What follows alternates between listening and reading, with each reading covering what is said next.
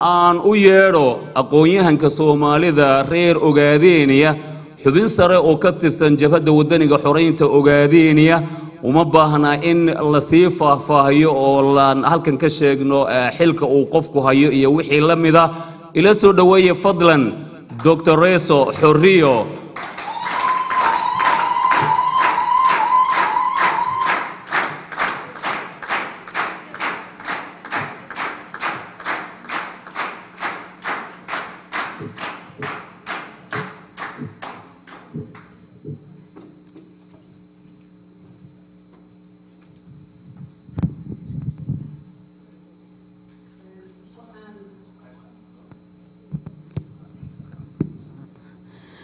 waxaan idinku salaamayaa dhammaantiin salaanta qaaliga ah ee islaamka waxaan leeyahay assalaamu calaykum waraxmatullaahi wabarakaatu waxaan salaamayaa marka ugu horeysa ciidanka geesiyada ee Jowxo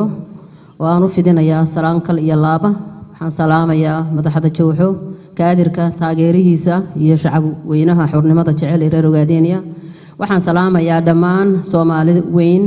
Soomaalida jecel damiir kale ee jecel xornimada iyo halganka intaba waan salaamayaa waxaan u mahad celinayaa runtii aadnaan ugu faraxsanahay waxaan marka ugu horeysa u mahad celinayaa rabbiga weyn inoo sahlay inaynu maaragtay shirkan qabsano maanta inoona suurta geliyay waxaan u mahad celinayaa marka ugu horeysa jaaliyadda reer Kanada guud ahaan runtii suurta gelisay shirkan inuu ka qabsoomo maanta magaalada Toronto gaar ahaan waxaan u mahad celinayaa jaaliyadaha kale ee North America waxaan u jeedaa jaaliyadaha gaar ahaan waxaan u mahad celinayaa magaalada Toronto gudideedii qabanqaabada iyo nawaaxigeeda faracyadeeda Kitchener Windsor iyo intii la midka ah Ontario oo dhanba oo iyagu si gaar ah iyaguna u sii maamulayay shirka waxaan runtii aad iyo aad ugu mahad celinayaa dhammaan martida ka kala timi dacallada adduunka maaragtay soo maray dhibka faraha badan ama diyaaradaha ku yimaadaan ama maaragtay baabuurka ku yimaadaan saacadaha badan u soo huray inay waqti geliyaan halgankooda iyo shirkooda maanta ka suurtagelaya halkan aad baan ugu mahad celinayaa waxaan leeyahay Allah ajar haydan ka siiyo dhamaantiin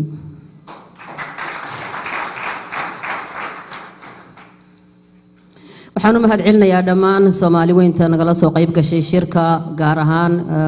wiilasha noo maaragtay hagaya website-yada iyo TV-yada ee nagala soo qayb galay sida Hiiraan oo kale waxaan u mahad celinayaa dhammaan cidii inagu caawisay inuu shirkani uu suurta galo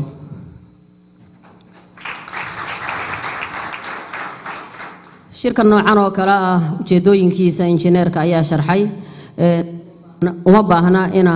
inaan maaragtay aan ku noqdo laakiin shirkani maanta wuxuu matalayaa ama uu turjumayaa runtii halgankeenu meesha uu marayo sababtoo waxa weeyaan qof walba tamartiibu talaabsadaa maanta shirkan noocan oo kale ah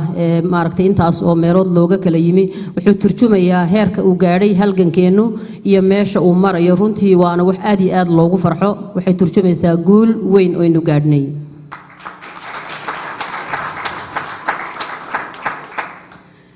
haddaan u soo noqdo ujeedooyinkayga ma raba hadalka inaan aad ugu sii dheeraado waxa weeyaan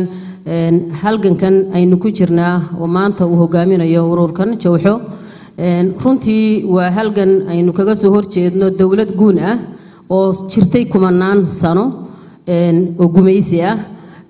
taa runtii inagana dhaqaale badan inaga population badan oo 80 milyan inaga hub badan wax walba inaga badan weeye waxa aynu la dagaalamayna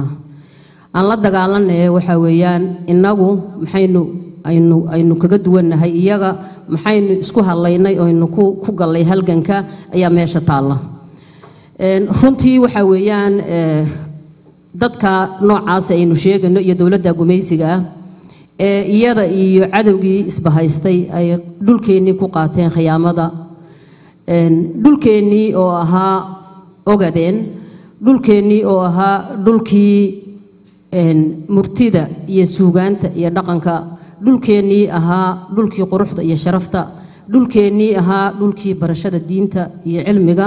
dhulkeenii ahaa dhulkii khayraadka iyo barwaaqada dhulkeenii nooca ahaa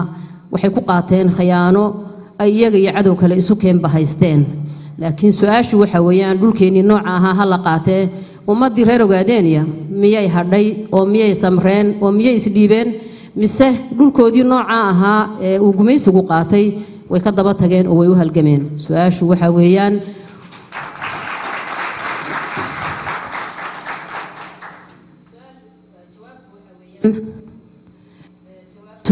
waxa weeyaan inay halgankoodii u istaageen maalintii dhulkooda la qaatay laga soo bilaabo waqtiga ilaa maalinka maanta ah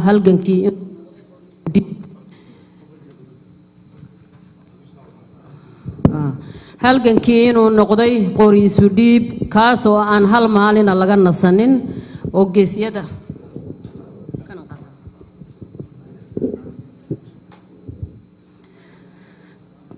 kaas oo aan hal maalina laga nasanin oo geesiyada Soomaalida reer Ogaadeeniya gaar ahaan iyo guud ahaanba Soomaali weyn in loo istaagay halgankii si ayna dhulkeenaasi ugu tagin sida uuna maaragtay ayna ugu qaadanin cadowga waxaan soo marnay marxaladaha badan kuma anigu kama hadlayo oo waxa weeyaan waxa jooga mudane maxamed cabdi yaasin diirane isaga ayaa arrimahaas oo dhan aan u daynaynaa oo marxaladuhu soo maray halganku iyo waxyaabihii uu ka soo gudbay laakiin waxaan ka hadlaynaa oo kaliya waqtigan hadda aan maanta taaganahay waxa weeyaan runtii dhulkeenii nooca ahaa halgankii aynu u galay dadka iyo dawladda gumaysiga ee aynu sheegnay ee ku nool baryada iyadoo kumaankumka sano soo jirtay oo ay ahayd maanta in iyada la daba istaago ama iyada dhaqaale laga dayo dawarsiga adduunka ku nool dawarsigeedii iyadoo ina gelisay waxaynu kaga guulaysanay marka ugu horeysa waa tala saarasho Allah inuu tala saaranay mar labaadkana waxa weeyaan waynu isku tashanay oo shacabkeenii baynu ku tashanay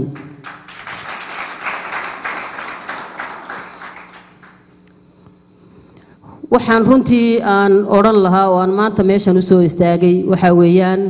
in aan wax yar ka idhaahdo bal halganka noocaasa wiilasha u istaagay ee naftadurayaasha ee iyaga oo gaajaysan oo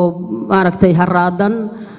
oo dhiban oo meelna kaalmo uga imanaynin u istaagay had iyo habeen inay u dhintaan dhulkoodii ee ka difaacaya in la qaato shidaalkooda ee ka difaacaya ama ka dhiidhiyay in maaragtay gabadhii walaashii ahaa lagu horjiijiido ee ka dhiidhiyay in hooyadii laga oohiyo ee ka dhiidhiyay in aabbihii oo ciroolo ah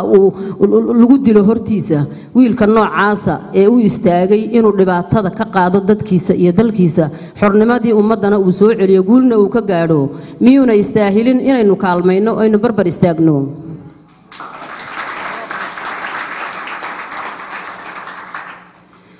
waxaan leeyahay halganku wuxuu u baahan yahay taageerada wuxuu uga baahan yahay dhammaan Soomaali weyn ayuu u baahan yahay sababtoo qadiyadu waa qadiyad Soomaaliyeed waxa weeyaan Soomaalidu ma kala laha qadiyada dhulkuna waa dhul Soomaaliyeed qadiyaduna waa qadiyad Soomaaliyeed wuxuu u baahan yahay dhammaan Soomaali weyn taageeradeeda ayuu u baahan yahay qof kasta oo Soomaaliya meesha uu jooga inuu u istaago halganka taageeradiisa ayuu u baahan yahay sababtoo waxa weeyaan waa ummadii iyo dhulkii intuba waa Soomaali waana loo baahan yahay wax allaala wixii isagu maaragtay ruuxii Soomaaliya ee isagu u istaaga taariikhda ayuu gelayaa taariikhduna waa la hubaa inay dib isu soo celin doonto qof walibana halku taariikhda ka galo ayuu hadhow ilmihiisu uu dhaxalkeeda geli doonaa talabaad marka labaad wuxuu u baahan yahay taageero wuxuu uga baahan yahay Soomaalida reer Ogaadeeniya nooc kasta oo ay tahay ilmaha yar ee dhashay hooyada aabbaha intaba wuu u baahan yahay taageero waxa u baahan nafti huraha dhibka noocaasa ku jira naftirkiisa bukaankiisa iyo xanuunkiisa iyo dhibkiisa iyo markuu dhinto ilmihiisa iyo xaaskiisu intaba taageerada way u baahan tahay waana waajib inaga ina saaran waxaan leeyahay waxaynu ku soo gaadhnay halganka maanta aynu marayno guusha aynu marayno iyo heerka maanta aynu taaganahay isku tashi baynu ku soo gaadhnay guulaheennii waa kuwa maanta dibadda ka muuqda ee maanta aynu god walba oo gelayaan gumaysigii aynu u diidnay aynu uga dhaaranay inay ka qaraabtaan meelaha inagu aynu joogno guulaha ka socda gudaha ee aynu xogogaalka u wadanahay ee ku shiday dabka gumaysiga una diiday hurdada guulahaasi waa guulaha maanta aynu ku taaganahay halkan aynu u taaganahay ilaahayna waxaan ka baryanaa ilaahay inuu guulaha u sii siyaadiyo ciidankeena iyo shacabkeena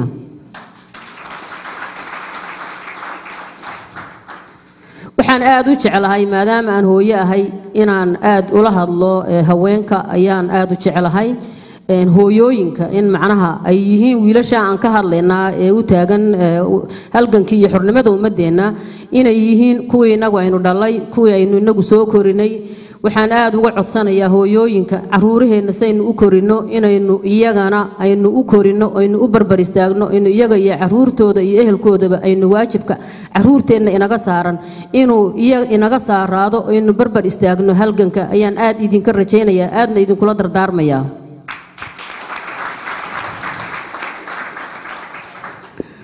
waxaan leeyahay runtii haddaynu istaagno halgankeena aynu dhammaanteen wada barbar istaagno aynu waqtigeena iyo xooggeena xeeladeena iyo xoolaheennaba aynu u hurno guusha aynu maanta gaadhnay 12 laabkeed ayaynu gaadhaynaa maasha allah maanta waxaynu taagannahay meel dhallinyaradii yaryarayd ee maanta 20 jirada ee ordaya waa kuwii hadda maaragtay la kowsaday waqtigan hadda xaadirka halganka socdo ee maaragtay ay jooxo ay hogaaminayso wana kuwaas oo maanta dhalinyaradii meel bay kaga jiraan qayb lama iloobaana bay kaga jiraan halganka hooyooyinkuna iyaguna waa looga soo bartay oo halganka kaalmadii ay u geysan jireen xornimadii Soomaaliya haday tahay iyo mid walbaba haday tahay haweenku qayb weyn oo qayb libaaxa bay waligeed ka geysan jireen haddana waxaan rajaynaynaa qaybteeni oo lama laaban inaynu la istaagno hooyooyin ahaan halganka oo aynu barbarkiisa istaagno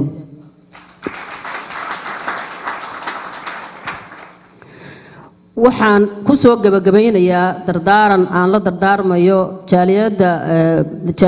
jaaliyadda reer Canada guud ahaan gaar ahaan guud ahaanna aan leeyahay jaaliyadka iyo martida ka timi marka dambana aan leeyahay Soomaali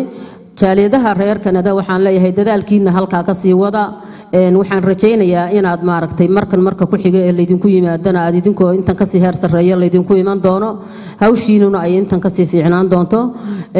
waxaan leeyahay martida timi iyo jaaliyadka dibadda jaaliyadkeeni aad ka timaadeen idinkana waxaad naga gaarsiisaan Canada ahaan dadaalkiina inaad meesha idinkuna ka sii wadaan aadna ugu mahadsantihiin Soomaalina waxaan leenahay idinkuna waxaanu idin ka rabnaa taageero waxaanu idin ka fadhinaa taageero waxaanu idin leenahay halganka barbar istaaga waxaanu idinku mahad celinaynaa intiina timina inaan aad ugu faraxsanahay inaad nagala soo qayb gashaan oo aad nala joogtaan oo aad dhageysataan halganka iyo meelaha uu marayo iyo guulaha halgankeeni wuu guuleystay xornimadeeni waxba kama hadhin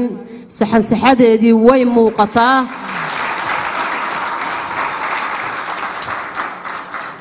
wax waliba ifafaala ayuu leeyahay cad oo ka soo horeeya nasrigii waynu joognaa ifafaalihiina waynu aragnaa sababtoo ah waxa weeyaan indhaheenna ayaa inoo macallina maanta meesha aynu marayno xornimadii wax yar baa ka hadhay intaa yar aynu istaba raacino gumaysigana aynu god walba uu gala ka saarno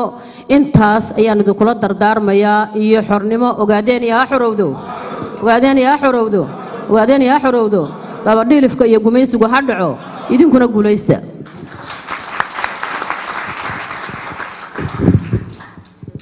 aad iyo aad ayay u mahadsan tahay Dr. Xorriyo oo ka tirsan madaxda sarsare ee jabhadda wadaniga xoreynta ogaadeenaya ONLF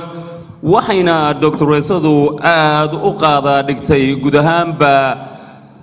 halka ama doorka ay kaga jiraan haweenka Soomaalida reer ogaadeenaya halgankan hubaysan ee gobonimo doonka